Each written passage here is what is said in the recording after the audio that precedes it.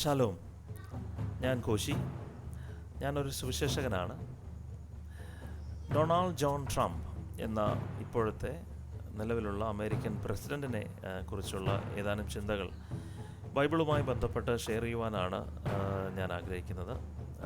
ഏവരെയും ഇതിലേക്ക് സ്വാഗതം ചെയ്യുന്നു. ഡൊണാൾഡ് ട്രംപ് വളരെ പ്രാധാന്യമർഹിക്കുന്ന ഒരു വ്യക്തിയാണ്. പത്രങ്ങളൊക്കെയും സ്ഥിരമായി തന്നെ ഡൊണാൾഡ് ട്രംപിനെ പല റിപ്പോർട്ടുകൾ സ്ഥിരമായി അദ്ദേഹത്തെക്കുറിച്ച് വരാറുണ്ട്.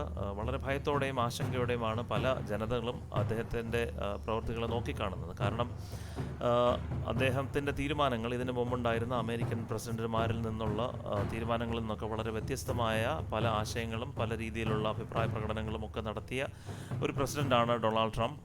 അദ്ദേഹത്തിനെ ആ ഒരു സ്ഥാനത്തേക്ക് എത്തുന്നത് തന്നെ വളരെ ബുദ്ധിമുട്ടുള്ള ഒരു കാര്യമായിരുന്നു. അപ്പം അതെല്ലാം നമുക്കറിയാവുന്ന കാര്യമാണ്. എന്നാൽ ഇപ്പോൾ നിലവിൽ അദ്ദേഹത്തെ ഇനിയും ഒരു 4 വർഷത്തെ ഇലക്ഷന് വേണ്ടി അദ്ദേഹം മത്സരിക്കുന്ന ഒരു സമയമാണ് ഇപ്പോഴുള്ളത്. അപ്പോൾ എന്താണ് ബൈബിൾ അടിസ്ഥാനത്തിൽ നമുക്ക് മനസ്സിലാകുന്നത്?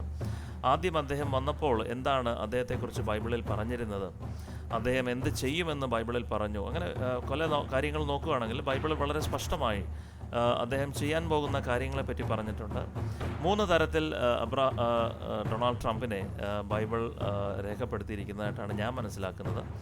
അതിലൊന്ന്, അദ്ദേഹം എങ്ങനെ എന്തൊക്കെ ചെയ്യും, അദ്ദേഹത്തിൻ്റെ ഉദ്ദേശം എന്താണ്, അദ്ദേഹത്തിലൂടെ ദൈവം സാധിച്ചെടുക്കാൻ പോകുന്ന കാര്യങ്ങൾ എന്താണ് എന്നുള്ളത് ഒന്നാമത്തെ കാര്യമാണ്. പിന്നീട് 2 കാര്യങ്ങൾ കാലഘട്ടവുമായി ബന്ധപ്പെടുത്തി, കാലഘട്ടത്തിൽ അദ്ദേഹം ചെയ്യാൻ പോകുന്ന കാര്യങ്ങൾ, അതിലൂടെ കാലഘട്ടത്തിന് എവിടെ എത്തി നിൽക്കുന്നു, അത് ക്രിസ്തുവിൻ്റെ വരവുമായി ബന്ധപ്പെട്ട് 2 കാര്യങ്ങൾ ബൈബിളിൽ രേഖപ്പെടുത്തിയതായിട്ട് ഞാൻ കാണുന്നു. അപ്പോൾ ഈ കാര്യങ്ങളെപ്പറ്റി ഒന്ന് ചർച്ച ചെയ്യുവാനാണ് ഇന്ന് നിങ്ങളുടെ മുമ്പിലോട്ട് വന്നിരിക്കുന്നത്. അതിനു മുമ്പ് ആമുഖമായിട്ട് ട്രംപിൻ്റെ ചില കാര്യങ്ങൾ പറയുവാനായിട്ട് ആഗ്രഹിക്കുന്നു.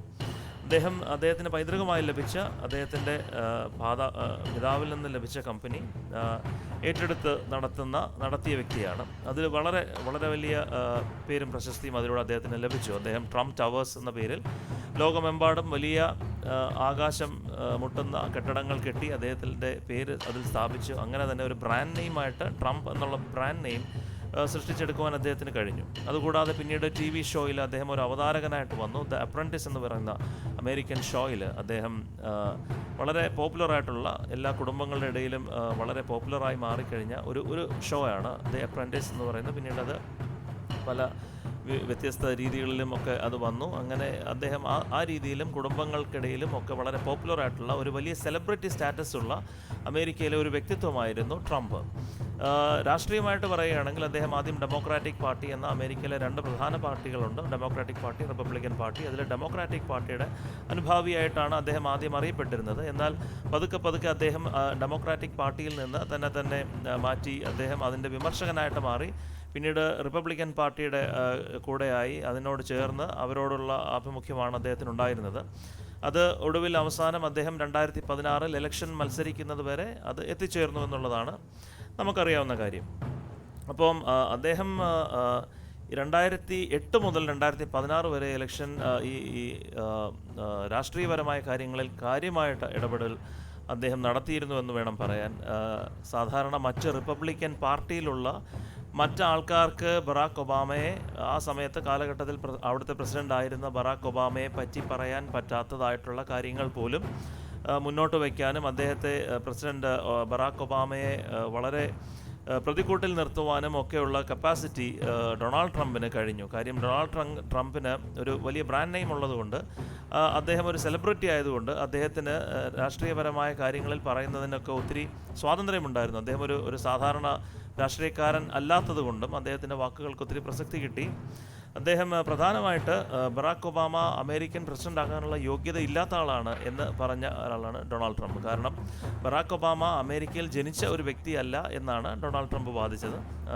അങ്ങനെയുള്ള ഒരു വ്യക്തിക്ക് മാത്രമേ അമേരിക്കയിലെ പ്രസിഡന്റ് ആകാനുള്ള യോഗ്യതയുള്ളൂ എന്നാണ് അവിടുത്തെ ഭരണഘടന അനുശാസിക്കുന്നത്.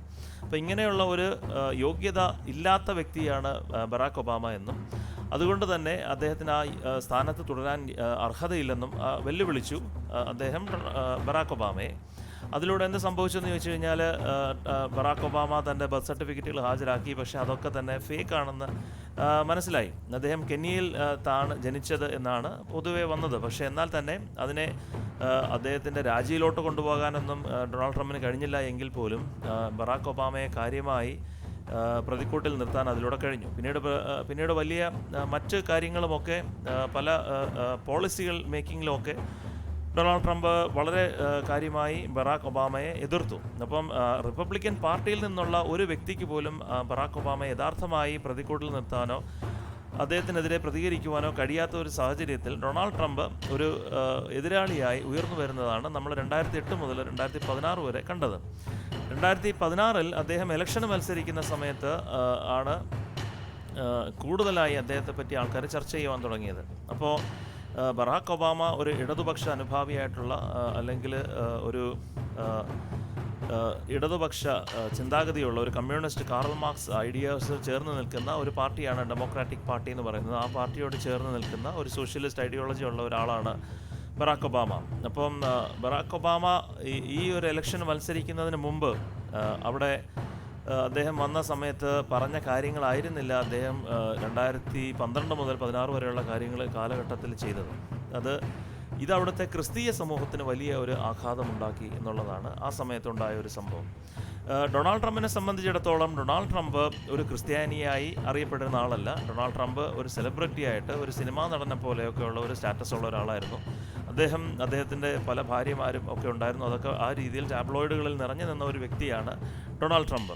ഒരു വിശ്വാസി എന്നുള്ള നിലയിലോ ഒരു ക്രിസ്ത്യാനി എന്നുള്ള നിലയിലോ യാതൊരു വിധത്തിലുള്ള അടിസ്ഥാനവുമുള്ള ഒരു വ്യക്തിയല്ല ഡൊണാൾഡ് ട്രംപ്. എന്നാൽ അതേസമയം ബറാക്ക് ഒബാമ 2008 പ്രസിഡൻ്റായി മത്സരിക്കുമ്പോൾ താനൊരു ക്രിസ്ത്യാനിയാണെന്നും വിശ്വാസിയാണെന്നും സ്നാനപ്പെട്ട വിശ്വാസിയാണെന്നും ഒക്കെ പ്രഖ്യാപിച്ചുകൊണ്ടാണ് അദ്ദേഹം ഇലക്ഷൻ മത്സരിച്ചത്. അതേപോലെ അപ്പം അദ്ദേഹം ഇസ്രായേലിൻ്റെ സുഹൃത്താണെന്നും അതുപോലെ വിവാഹബന്ധം എന്നുള്ളത് ഒരു ഭാര്യയും ഒരു പുരുഷനും ഒരു സ്ത്രീയും തമ്മിലുള്ള വിശുദ്ധ ബന്ധമാണെന്നും ഒക്കെ ഉറക്കെ പ്രഖ്യാപിച്ചാണ് ബറാക്ക് ഒബാമ 2008 തൻ്റെ പ്രസിഡൻ്റായിട്ടുള്ള സ്ഥാനത്തിന് മത്സരിച്ചത്. അപ്പോൾ ഇതിൽ കേട്ട് വിശ്വസിച്ച ജനതകൾ മുഴുവൻ തന്നെ അദ്ദേഹത്തെ വോട്ട് ചെയ്തു ജയിപ്പിച്ചു.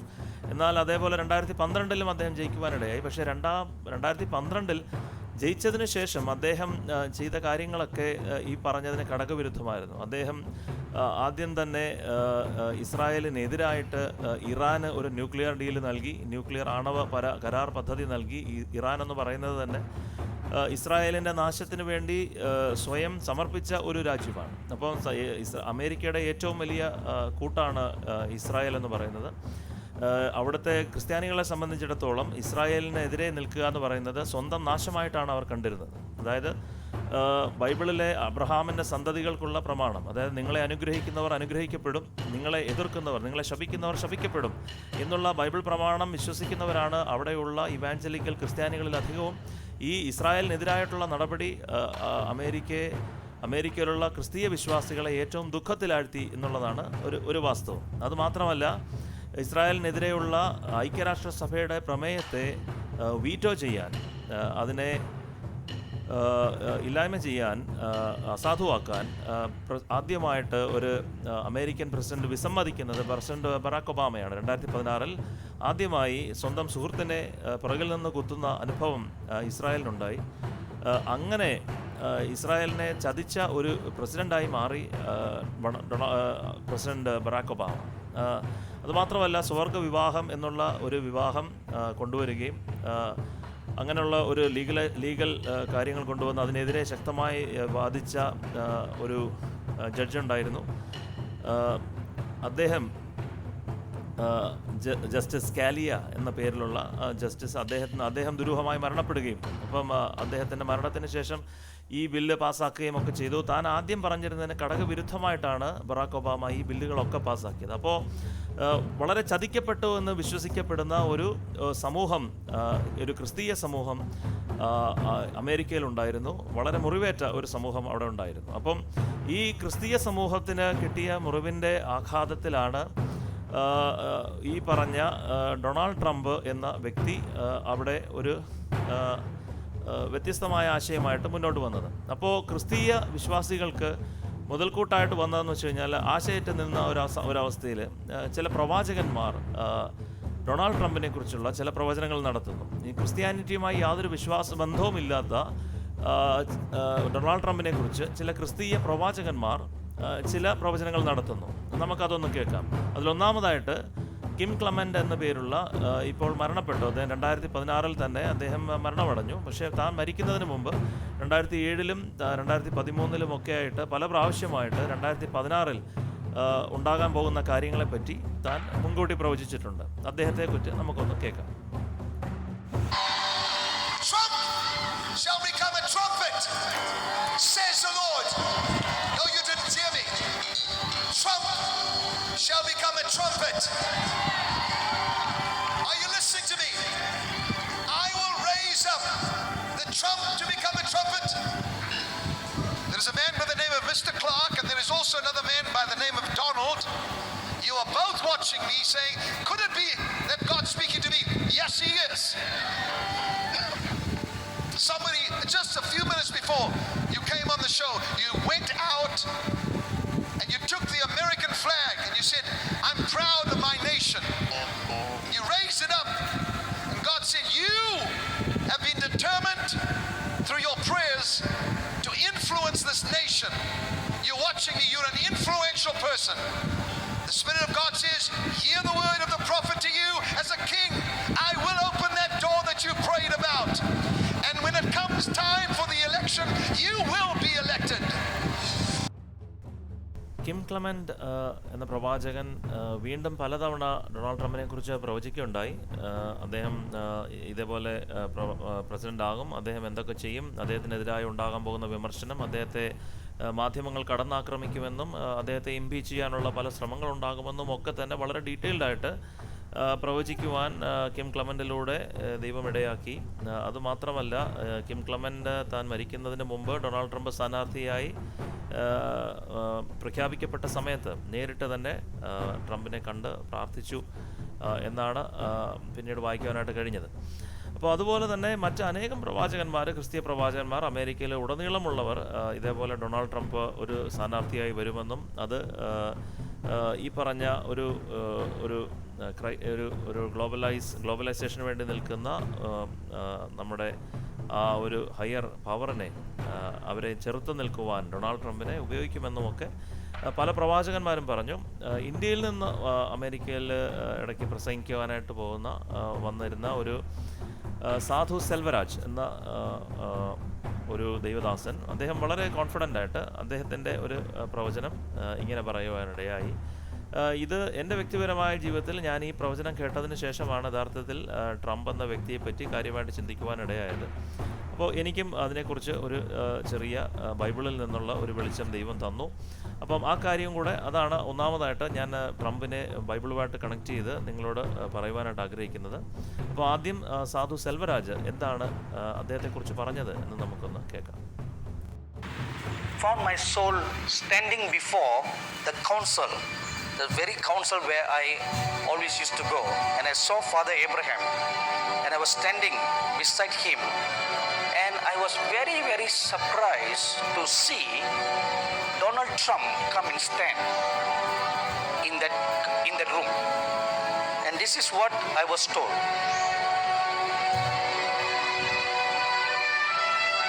They said Trump will become president. Wait. Listen to the whole thing before you clap your hands. He will be used to clean and purify the nation. As hard as he is, he has been prepared for this. As Cyrus was used to discipline Israel and then to restore Israel, likewise Trump will be used in the US. അപ്പോൾ prophet സാധു സെൽവരാജ് തൻ്റെ പ്രവചനത്തിൽ വളരെ വ്യക്തമായിട്ട് ട്രംപിനെ Cyrus എന്ന Persian ചക്രവർത്തിയുമായിട്ട് ബന്ധപ്പെടുത്തി സംസാരിക്കുവാണ്. Cyrus എന്ന് പറയുന്ന പേർഷ്യൻ ചക്രവർത്തി ഇസ്രായേലിൻ്റെ 70 വർഷത്തെ അടിമത്ത സമയത്ത്, അതായത് ബാബിലോൺ പ്രവാസത്തിന് ശേഷമുള്ള കാലഘട്ടത്തിലുള്ള 70ാമത്തെ വർഷത്തിൽ വരാൻ പോകുന്ന അവരുടെ സ്വാതന്ത്ര്യത്തിൽ അവരെ നയിച്ച ഒരു രാജാവാണ്. അദ്ദേഹമാണ്, പേർഷ്യൻ രാജാവാണ്. അദ്ദേഹമാണ് രണ്ടാമത്തെ യഹൂദന്മാരുടെ മന്ദിരം സ്ഥാപിക്കണം, അത് യെരുസലേമിൽ പണിയണം എന്നുള്ള ദൈവിക ആലോചന ഇസ്രായേലിലെ ജനങ്ങളെ അറിയിച്ചത്. അതനുസരിച്ചാണ് പിന്നീട് നെഹെമായും ഇസ്ര പോലുള്ള ആൾക്കാർ വന്ന് ജോഷുവയുടെയും സെറുബ്ബാബേലിൻ്റെയും ഒക്കെ നേതൃത്വത്തിൽ രണ്ടാമത്തെ മന്ദിരം പണിയുന്നത്. അപ്പോൾ ഇതിന് കാരണക്കാരനായി മാറിയത് സൈറസ് ആണ്. ഈ സൈറസ് അഥവാ കോരശ് എന്ന മലയാളത്തിൽ പറയുന്ന ഈ രാജാവിനോടാണ് ട്രംപിനെ നേരിട്ട് സാധു സെൽവരാജ് എന്ന പ്രോഫറ്റ് ലിങ്ക് ചെയ്തേക്കുന്നത്. അപ്പോൾ ബൈബിളിൽ ഇങ്ങനെ സൈറസിനെ പറ്റി പറയുന്ന കാര്യങ്ങളൊക്കെ ട്രംപിനെ പറ്റിയും സാധു സെൽവരാജ് പറയുകയാണ്. അത് അമേരിക്കയുമായും ഇസ്രയേലുമായും ബന്ധപ്പെടുത്തി ഇസ്രയേലുമായിട്ടുള്ള ബന്ധത്തിൽ അങ്ങനെ ഒരു ഉണർവ് വരാൻ പോകുന്നു. അങ്ങനെ അവർക്കൊരു സ്വാതന്ത്ര്യത്തിന് വേണ്ടി ട്രംപ് നിൽക്കാൻ പോകുന്നു. രണ്ടാമത് ക്രിസ്തീയ സമൂഹത്തിന്, അതായത് പുതിയ ക്രിസ്തീയ സഭയിലുള്ള വിശ്വാസികൾക്ക് അവർക്ക് ഒബാമ കാലഘട്ടത്തിലുണ്ടായ വലിയ നിരാശയുടെ പടുകുഴിയിലായിരിക്കുന്ന അമേരിക്കയുടെ സാമ്പത്തികമായിട്ടും അല്ലാതെ കൾച്ചറലായിട്ടും സാംസ്കാരികപരമായിട്ടും വളരെ തകർച്ചയിലെത്തി നിൽക്കുന്ന അമേരിക്കയ്ക്ക് ഒരു ക്രിസ്തീയ മൂല്യ വർധനവ്, ക്രിസ്തീയ മൂല്യത്തിൽ അല്ലെ ക്രിസ്തീയ വിശ്വാസ വർധന ഉണ്ടാകാൻ പോകുന്ന ക്രിസ്തീയ സഭയുടെ പുതിയ ഒരു വെളിച്ചമായി മാറാൻ കോരശിനെ, അതായത് മന്ദിരത്തെ സൃഷ്ടിക്കുവാൻ, മന്ദിരത്തെ പണിയുവാൻ കോരശിനെ അല്ലെങ്കിൽ സൈറസിനെ എങ്ങനെ ദൈവം ഉപയോഗിച്ചുവോ അതുപോലെ ട്രംപ് ക്രിസ്തീയ വിശ്വാസികൾക്ക് പുതിയ വെളിച്ചം നൽകുന്നു. പല രീതിയിൽ അവരെ ദൈവികമായ കാഴ്ചപ്പാടിലേക്ക് വരാൻ സഹായിക്കുമെന്നുള്ളതാണ് ഇതുവഴി നമുക്ക് മനസ്സിലാക്കാൻ കഴിയുന്നത്. നമുക്കറിയാം 2016 ട്രംപ് ആദ്യമായിട്ട് ഹിലാരി ക്ലിൻ്റനുമായിട്ട് മത്സരിക്കുന്ന സമയത്ത് സകല മാധ്യമങ്ങളും ഒരേ സ്വരത്തിൽ പറഞ്ഞു ട്രംപിന് യാതൊരു സാധ്യതയുമില്ല. അങ്ങനെയുള്ള വാർത്തകൾ കേട്ടാണ് ഞാനും ആയിരുന്നത്. എൻ്റെ വ്യക്തിപരമായ കാര്യം പറയുകയാണെങ്കിൽ ഞാൻ ആ സമയത്ത് ഒരു നിരാശയായിരുന്നു. അമേരിക്കയിൽ നടക്കുന്ന ഈ കാര്യങ്ങളിലൊക്കെ ഒരു ക്രിസ്തീയ വാല്യൂസ് മുഴുവൻ നശിച്ചുകൊണ്ടിരിക്കുന്ന ഒരു അവസ്ഥയിലോട്ട് പോകുന്നതിനെ ഓർത്ത് ഞാനും വ്യക്തിപരമായി ദുഃഖിച്ചിരുന്ന ഒരു സമയത്താണ് ഈ സാധു സെൽവരാജ് പ്രോഫറ്റിൻ്റെ വാക്കുകൾ കേൾക്കുവാനിടയായത്. അപ്പം ഞാൻ ദൈവത്തോട് പ്രാർത്ഥിച്ചു, ഇതേപോലെ ഒരു കാഴ്ചപ്പാടുണ്ടെങ്കിൽ, അത് സത്യമാണെങ്കിൽ എന്നെയും അറിയിക്കണം എന്ന് ഞാൻ ദൈവത്തോട് പ്രാർത്ഥിച്ചതിൻ്റെ ഉത്തരം ആയിട്ട് എനിക്ക് ദൈവം ഒരു വാക്യം തന്നു. അത് യെശയ്യ പ്രവചനം അതിൻ്റെ 45-ാം അധ്യായം അതിലെ 1-ാമത്തെ വാക്യത്തിൽ ഇങ്ങനെ എഴുതിയിരിക്കുന്നു: യഹോവ തൻ്റെ അഭിഷിക്തനായ കോരശിനോട് ഇപ്രകാരം അരുളി ചെയ്യുന്നു, അവന് ജാതികളെ കീഴടക്കി രാജാക്കന്മാരുടെ അരക്കച്ചകളെ അഴിക്കേണ്ടതിനും കതകുകൾ അവന് തുറന്നിരിക്കേണ്ടതിനും വാതിലുകൾ അടയാതിരിക്കേണ്ടതിനും ഞാൻ അവൻ്റെ വലം കൈ പിടിച്ചിരിക്കുന്നു. ഞാൻ നിനക്ക് മുമ്പായി ചെന്ന് ദുർഘടങ്ങളെ നിരപ്പാക്കുകയും താമ്രവാതിലുകളെ തകർത്ത് ഇരുമ്പോടാമ്പലുകളെ ഖണ്ഡിച്ചു കളയുകയും ചെയ്യും. നിന്നെ പേർ ചൊല്ലി വിളിക്കുന്ന ഞാൻ യഹോവ, ഇസ്രായേലിൻ്റെ ദൈവം തന്നെ എന്ന് നീ അറിയേണ്ടതിന് ഞാൻ നിനക്ക് ഇരുട്ടിലെ നിക്ഷേപങ്ങളെയും മറവിടങ്ങളിലെ ഗുപ്തനിധികളെയും എൻ്റെ ദാസനായ യാക്കോബ് നിമിത്തവും എൻ്റെ വൃതനായ ഇസ്രായേൽ നിമിത്തവും ഞാൻ നിന്നെ പേർ ചൊല്ലി വിളിച്ചിരിക്കുന്നു. നീ എന്നെ അറിയാതെ ഇരിക്കെ ഞാൻ നിന്നെ ഓമന പേർ ചൊല്ലി വിളിച്ചിരിക്കുന്നു. അപ്പോൾ നീ എന്നെ അറിയാതെ ഇരിക്കെ എന്നുള്ള ആ വാക്ക്, അതായത് ട്രംപിനെ സംബന്ധിച്ചിടത്തോളം ഒരു ക്രിസ്തീയ സാക്ഷ്യമുള്ള ഒരു ക്രിസ്തീയ വിശ്വാസത്തിൻ്റെ ഒരു പ്രതിനിധി അല്ല ട്രംപ് എന്ന് പറയുന്നത്. അപ്പോൾ അങ്ങനെയുള്ള ട്രംപിനെ ദൈവം വിളിച്ചു എന്ന് ഇതിലൂടെ നമുക്ക് മനസ്സിലാക്കാൻ കഴിയും. ദൈവം ട്രംപിനെ ഉപയോഗിക്കാൻ പോകുന്നു. കാര്യം അമേരിക്കയിൽ ഉണ്ടായ ആ ഇരുട്ടിനെയും വെളിച്ചത്തെയും തമ്മിൽ വേർതിരിക്കുന്ന ഒരു പ്രക്രിയ ട്രംപിലൂടെ ദൈവം അവിടെ ചെയ്തുകൊണ്ടിരിക്കുന്നു. അത് നമ്മൾ സൂക്ഷ്മമായിട്ട് പരിശോധിച്ചാൽ നമുക്ക് മനസ്സിലാകും. കാരണം ഇപ്പോഴും ട്രംപിനെ സപ്പോർട്ട് ചെയ്യുന്ന ആൾക്കാർ അവർ കൂടുതലും ഇവാഞ്ചലിക്കൽ ക്രിസ്ത്യൻസ് ആണ്. ആ ഇവാഞ്ചലിക്കൽ ക്രിസ്ത്യൻസിനെ സംബന്ധിച്ചിടത്തോളം ട്രംപ് ഇപ്പോഴും ആശയും പ്രതീക്ഷയുമായിട്ട് നിൽക്കുകയാണ്. അവർ വളരെ സന്തുഷ്ടരാണ് ഈ ഒരു കാലയളവിൽ ഇത്രയും പ്രശ്നങ്ങൾ നടക്കുമ്പോൾ പോലും. പക്ഷേ മാധ്യമങ്ങൾ പറയുന്നത് പോലെ അല്ല അതിൻ്റെ വാസ്തവം. ട്രംപിനെ വളരെ ദുഷ്ടനും മ്ലേച്ഛനുമായിട്ടുള്ള ഒരു വ്യക്തിയായിട്ട് നിരന്തരം ചിത്രീകരിക്കാൻ കേരളത്തിലെ മാധ്യമങ്ങൾ ഉൾപ്പെടെ ലോകമാധ്യമങ്ങൾ ഒന്നടങ്കം അതിന് പരിശ്രമിച്ചുകൊണ്ടിരിക്കുകയാണ്. പക്ഷേ അമേരിക്കയിലെ വിശ്വാസികളായിട്ടുള്ള ഭൂരിപക്ഷ ജനങ്ങളും, അമേരിക്ക എന്ന രാജ്യം വാസ്തവത്തിൽ ഒരു ക്രിസ്തീയ ഫൗണ്ടേഷനുള്ള രാജ്യമാണ്. വൺ നേഷൻ അണ്ടർ ഗോഡ് എന്നാണ് അവരുടെ കോൺസ്റ്റിറ്റ്യൂഷനിൽ അവർ വെച്ചിരിക്കുന്നത്. അപ്പം ദൈവത്തിൻ്റെ, അത് ബൈബിളിൽ നിന്ന് നേരിട്ടെടുത്ത ഒരു പദമാണ്, ഒരു വാക്യമാണ്. അപ്പം അങ്ങനെയുള്ള ഒരു രാജ്യത്തിൽ, ഒരു ക്രിസ്തീയ രാജ്യത്തിൽ, അവിടെ ക്രിസ്തീയ വിശ്വാസങ്ങൾക്ക് വളരെ പ്രാധാന്യമുള്ള ഒരു രാജ്യത്തിൽ ട്രംപിനെ ദൈവം ഉയർത്തി ദൈവത്തിൻ്റെ പ്രവൃത്തിയെ കാണിക്കുന്നു. അതുപോലെ തന്നെ 44-ാം യെശയ്യ 44-ാം അധ്യായം അതിൻ്റെ അവസാന വാക്കിൽ കോരശ് എൻ്റെ ഇടയൻ, അവൻ എൻ്റെ ഹിതമൊക്കെയും നിവർത്തിക്കും എന്നും യെരുശലേം പണിയപ്പെടും, മന്ദിരത്തിന് അടിസ്ഥാനമിടും എന്നും ഞാൻ കൽപ്പിക്കുന്നു എന്നും പറയുന്നു. അപ്പം അതായത് യെരുശലേമിന് ഒരു വീണ്ടെടുപ്പുണ്ടാകും എന്ന് ദൈവം പറയുന്നു. അത് ലിറ്ററലി ഇസ്രായേലിൽ നടക്കുന്ന കാര്യമാണ്. അക്ഷരാർത്ഥത്തിൽ ഇസ്രായേലിൽ നടക്കേണ്ടുന്നതായിട്ടുള്ള ഒരു കാര്യമാണ്. അപ്പം അതിനുവേണ്ടി ട്രംപ് തൻ്റെ പ്രസംഗത്തിൽ അദ്ദേഹം പറഞ്ഞ കാര്യങ്ങൾ നമുക്കൊന്ന് കേൾക്കാം. ട്രംപ് എങ്ങനെയാണ് ഇലക്ഷന് മുമ്പ് ഇസ്രായേലിന് വേണ്ടി സംസാരിച്ചത് നമുക്കൊന്ന് കേൾക്കാം.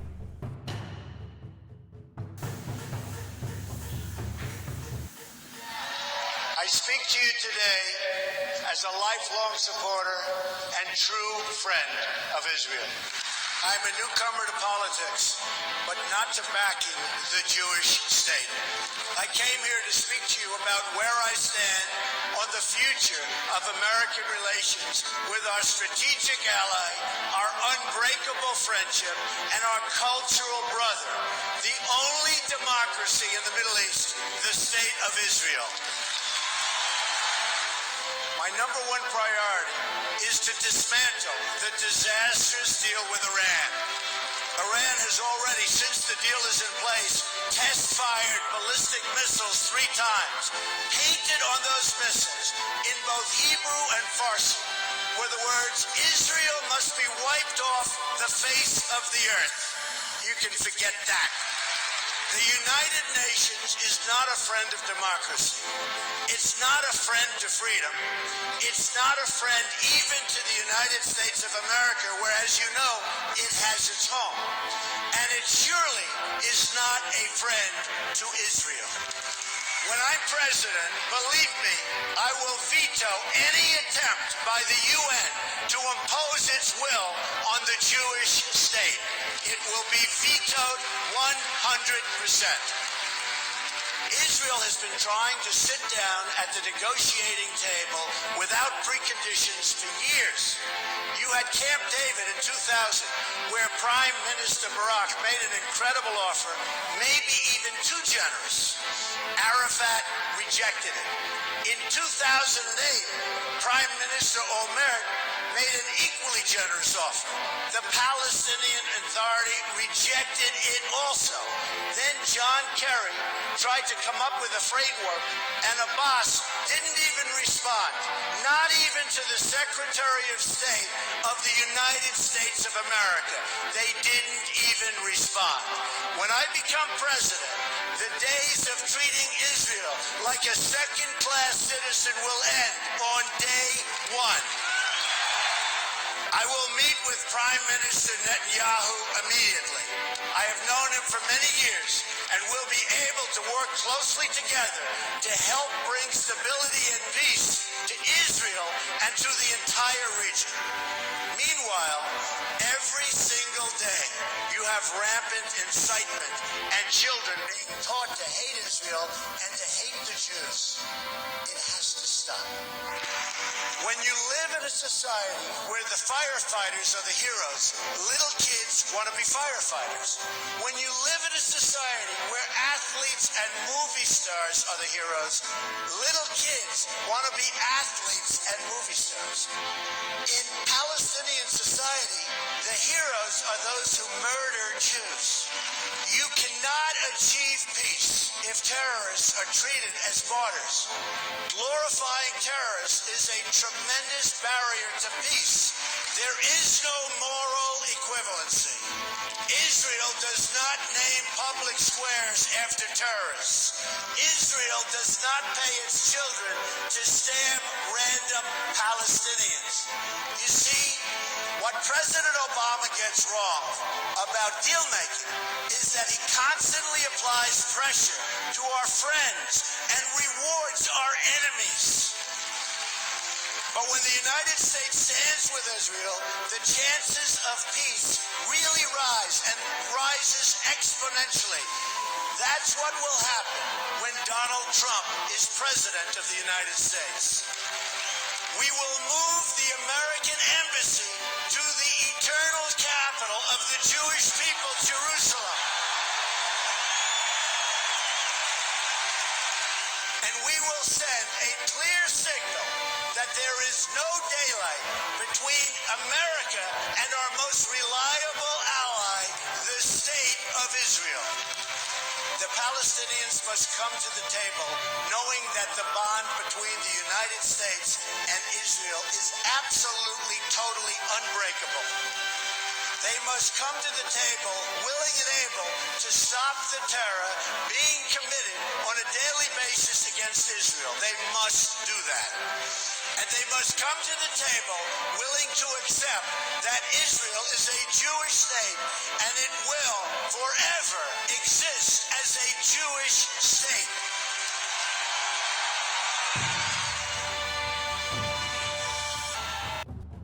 ഇസ്രായേലിനെ കുറിച്ചുള്ള ട്രംപിൻ്റെ പ്രവചനങ്ങളൊക്കെ നിവർത്തീകരിക്കുന്ന രീതിയിലുള്ള നടപടികളാണ് പിന്നീട് ഉണ്ടായത്. ട്രംപ് പിന്നീട് ഇസ്രായേലിൽ US എംബസി ജെറുസലേമിലോട്ട് മാറ്റുന്നത് നമ്മൾ കണ്ടു. ഇഷ്ടംപോലെ നടപടികൾ അതുമായിട്ട് ബന്ധപ്പെട്ടും പിന്നീട് ഒരു പീസ് പ്ലാൻ ഇസ്രായേലിൻ്റെ മുമ്പിൽ ചുറ്റുമുള്ള ജനതയുടെ മുമ്പിൽ ട്രംപ് വെച്ചിട്ടുണ്ട്. അത് ഇപ്പോൾ ഈ ഒരു മാസത്തിന് ശേഷം അതിൻ്റെ നടപടികളുമായിട്ട് ഇസ്രായേൽ മുന്നോട്ട് പോകാൻ പോകുന്ന വളരെ ക്രിട്ടിക്കലായിട്ടുള്ള ഒരു സമയത്താണ് ഇപ്പോൾ നമ്മൾ നിൽക്കുന്നത്. ഇസ്രായേലിൽ സമൂലമായ മാറ്റങ്ങൾ ട്രംപ് മൂലം ഉണ്ടാകുന്നു എന്നുള്ളത് ഒരു പ്രവചന നിവർത്തീകരണമാണ്. അപ്പോൾ നമ്മൾ നോക്കിക്കഴിഞ്ഞാൽ നേരത്തെ ഞാൻ പറഞ്ഞല്ലോ, ട്രംപിനെ ദൈവം പേർ ചൊല്ലി വിളിച്ചിരിക്കുന്നു, അല്ലെങ്കിൽ സൈറസിനെ പേർ ചൊല്ലി വിളിച്ചിരിക്കുന്നു എന്ന് പറയുന്നത് 45-ാമത്തെ യെശയ്യായുടെ അധ്യായത്തിലാണ്. 45-ാമത്തെ അമേരിക്കൻ പ്രസിഡൻ്റാണ് ഡൊണാൾഡ് ട്രംപ്. അപ്പോൾ ബൈബിളിലെ പ്രിസിഷൻ വളരെ വലുതാണ്. അതുപോയി ഞാൻ പറഞ്ഞല്ലോ 3 കാര്യങ്ങളാണ് ട്രംപുമായിട്ട് ബന്ധപ്പെട്ട്. അതിലൊന്നാമത്തെ കാര്യമാണ് ഈ യെശയ്യാ 45-ാം അധ്യായത്തിലെ വചനങ്ങൾ എന്നുള്ളത്. രണ്ടാമത്തെ കാര്യം എന്ന് പറയുന്നത് 70 വർഷം എന്നുള്ള ബൈബിളിൻ്റെ കണക്കാണ്. നമുക്കറിയാം, ജാതികൾ 70 വർഷം ജെറുസലേമിനെ ചവിട്ടി അരയ്ക്കും, ജാതികളുടെ കാലം തികയുവോളം എന്ന് ബൈബിൾ പറഞ്ഞിരിക്കുന്നു. അതായത് ബാബിലോൺ കാലഘട്ടത്തിൽ ജെറുസലേം നെബൂഖദ്നേസറിൻ്റെ അടിമത്തത്തിൽ വന്ന സമയത്ത് ജെറുസലേം 70 വർഷത്തോളം അവരുടെ കയ്യിലായിരുന്നു. എന്നാൽ 70-ാമത്തെ വർഷത്തിലാണ് സൈറസ് അവർക്ക് സ്വാതന്ത്ര്യം പ്രഖ്യാപിക്കുന്നത്. അതേപോലെ ഇന്നത്തെ കാലം നമ്മൾ പരിശോധിക്കുമ്പോൾ 1948-ലാണ് ഇസ്രായേൽ എന്ന രാജ്യം രൂപം കൊള്ളുന്നത്. അതിനുള്ള ഒരു കൺട്രിയായിട്ട്, ഒരു ഇൻഡിപെൻഡൻറ്റ് കൺട്രിയായിട്ട് അവരുടെ പൂർത്തീകരണം നടക്കുന്നത് അന്നാണ്, 1948. അതേപോലെ 2018-ലാണ് ഡൊണാൾഡ് ട്രംപ് അമേരിക്കയുടെ എംബസി ഇസ്രായേലിൻ്റെ തലസ്ഥാനമായ ജെറുസലേം ആണെന്ന് പ്രഖ്യാപിച്ചുകൊണ്ട് അങ്ങോട്ട് മാറ്റുന്നത്. അതായത് 70 വർഷത്തിൻ്റെ കാലം തികയുന്ന ഒരു പ്രധാന അടയാളമായിട്ടാണ് നമുക്കതിനെ കാണാനായിട്ട് കഴിയുന്നത്. അതുപോലെ തന്നെ ട്രംപ് തൻ്റെ 70-ാമത്തെ വയസ്സിലാണ് അമേരിക്കൻ പ്രസിഡൻ്റ് ആകുന്നത്. അപ്പോൾ ഈ 2 കാര്യങ്ങൾ നമ്മൾ നോക്കുമ്പോൾ ട്രംപ് ഒരു വലിയ കാലഘട്ടത്തിൻ്റെ അടയാളമായിട്ട് നമ്മൾ കാണുവാണ്. ഇസ്രായേലിലും ലോകത്തിലും സമൂലമായ മാറ്റങ്ങൾ വരുത്താൻ ഈ ട്രംപിൻ്റെ തീരുമാനങ്ങൾക്ക് കഴിയും. ഇതൊരു വലിയ കാഹളമാണ്. ട്രംപിൻ്റെ പേരിൽ തന്നെ അതുണ്ട്. ഡൊണാൾഡ് എന്ന പേരിൽ, വാസ്തവത്തിൽ ഡൊണാൾഡ് എന്ന് പറയുന്നത് തന്നെ ലോക ഭരണകർത്താവ് എന്നുള്ളതാണ് ഡൊണാൾഡ് എന്ന വാക്കിൻ്റെ അർത്ഥം. അതേപോലെ ട്രംപ് എന്ന് പറയുന്നത് ട്രംപറ്റ് എന്ന വാക്കിൽ നിന്നുണ്ടായതാണ്. ട്രംപറ്റ് എന്ന് വെച്ചാൽ കാഹളമാണ്. അപ്പോൾ കാഹളം എന്നുള്ളത് ബൈബിളിലെ മറ്റൊരു പ്രധാന കാര്യമാണ്. അത് ബൈബിളിലെ 3-ാമത്തെ കാര്യമായിട്ട് ട്രംപ് എന്ന് പറയുന്ന ഒരു കാഹളമാണ്. നമ്മൾ നേരത്തെ കേട്ടു ട്രംപിനെ പറ്റി പ്രോഫറ്റ് കിം ക്ലെമൻ്റ് പറഞ്ഞപ്പോൾ അദ്ദേഹം ഇങ്ങനെയാണ് പറഞ്ഞത്, Trump shall become A trumpet.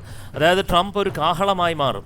കാഹളമായി മാറും എന്ന് വെച്ച് കഴിഞ്ഞാൽ ബൈബിളിൽ കാഹളത്തിന് പ്രത്യേക പ്രാധാന്യമുണ്ട്. റെവലേഷൻ, അതായത് വെളിപ്പാട് പുസ്തകത്തിൻ്റെ 8-ാമത്തെ അധ്യായത്തിൽ വ്യക്തമായിട്ട് കാഹളത്തെപ്പറ്റി ബൈബിൾ പറയുന്നു. കാഹളം എന്ന് പറയുന്നത് ദൈവത്തിൻ്റെ ടൈമിംഗ് ആണ്. ദൈവം ഇന്ന കാലഘട്ടം ദൈവത്തിൻ്റെ അടയാളമാണ്. ഓരോ കാഹളം ദൈവം മുഴക്കും. ആ കാഹളത്തിനൊത്തവണ്ണം ലോകത്ത് മാറ്റങ്ങൾ വരും. ആ സമയത്ത് പരീക്ഷണങ്ങളുണ്ടാകും. ആ സമയത്ത് ലോകത്തിൽ പല സംഭവങ്ങളുണ്ടാകും.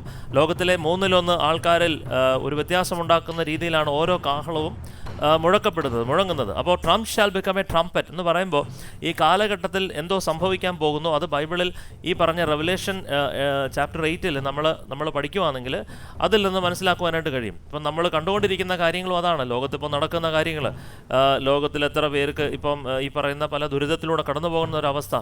എന്നാൽ ഇതിൻ്റെയൊക്കെ നടുവിൽ അമേരിക്കൻ ജനതയ്ക്കൊരു വലിയ പ്രതീക്ഷയായിട്ട് ട്രംപ് ഇപ്പോഴും നിൽക്കുവാണ്. എന്നാൽ നമ്മൾ നോക്കിയാൽ നമുക്ക് ട്രംപിനെക്കുറിച്ച് നെഗറ്റീവായിട്ടുള്ളതല്ലാതെ, തെറ്റായിട്ടുള്ളതല്ലാതെ, അയാൾ എത്ര മോശക്കാരനും എത്ര മ്ലേച്ഛനുമാണെന്നുള്ള രീതിയിലാണ് മലയാള പത്രങ്ങൾ ഉൾപ്പെടെ ലോകമുള്ള എല്ലാ പത്രങ്ങളും അദ്ദേഹത്തെ ട്രീറ്റ് ചെയ്യുന്നത്. കാരണം ഒരു ഗ്ലോബലിസത്തിൻ്റെ ഒരു കാലഘട്ടമാണ് നമ്മളിപ്പോൾ ആയിരിക്കുന്നത്. അജണ്ട 21 എന്ന് പറയുന്ന, അതായത് 2021 ലോകം മുഴുവൻ ഒരു ഏകലോക സംവിധാനത്തിലേക്ക് പോകണമെന്ന് പറഞ്ഞ് ഉണ്ടായി വന്ന ഒരു ഗ്ലോബലിസ്റ്റ് മൂവ്മെൻറ്റിൻ്റെ ഒരു ഫൈനൽ ഘട്ടത്തിൽ എത്തി നിൽക്കുന്ന ഒരു സമയത്ത് ട്രംപ് എന്ന് പറയുന്നത് ഒരു ഫൈനൽ റെസിസ്റ്റൻസ് ആയിട്ട് നിൽക്കുവാണ്. ഇത് ബൈബിളിലെ ഏറ്റവും പ്രധാനപ്പെട്ട ഒരു സംഭവമായിട്ട് നമുക്ക് നമ്മുടെ ജീവിതകാലയളവിൽ നമുക്ക് തിരിച്ചറിയാൻ കഴിയും. നമുക്കറിയാം, നമ്മുടെ ജീവിതകാലയളവിൽ ഒന്നും ഇങ്ങനെ ഒരു സംഭവങ്ങൾ കഴിഞ്ഞ 30-40 വർഷം കൊണ്ടോ അല്ലെ 50 വർഷങ്ങളുമുണ്ട് നമ്മൾ ഇങ്ങനെയുള്ള സംഭവങ്ങൾ കണ്ടിട്ടില്ല.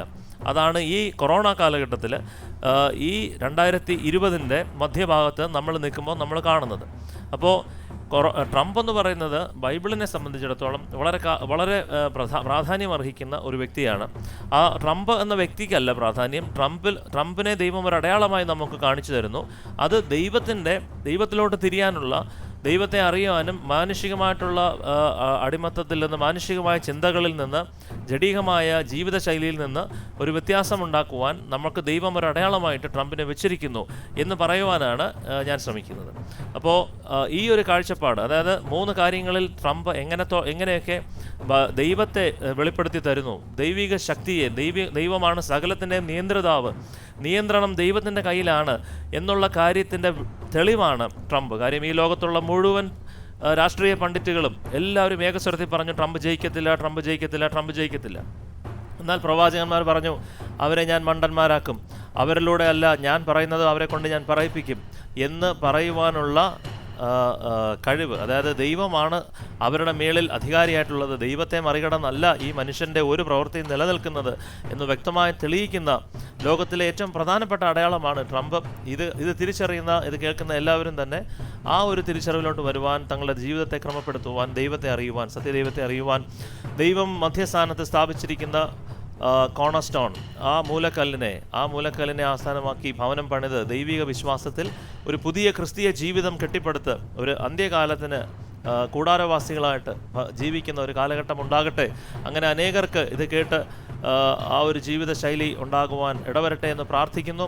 അനേകർ അപ്രകാരം ഒരു സത്യസഭയായി വെളിപ്പെട്ട് വരട്ടെ എന്ന് ആഗ്രഹിച്ചുകൊണ്ടും ആശംസിച്ചുകൊണ്ടും പ്രാർത്ഥിച്ചുകൊണ്ടും നിർത്തട്ടെ. ദൈവം എല്ലാവരെയും അനുഗ്രഹിക്കുവാനാകട്ടെ.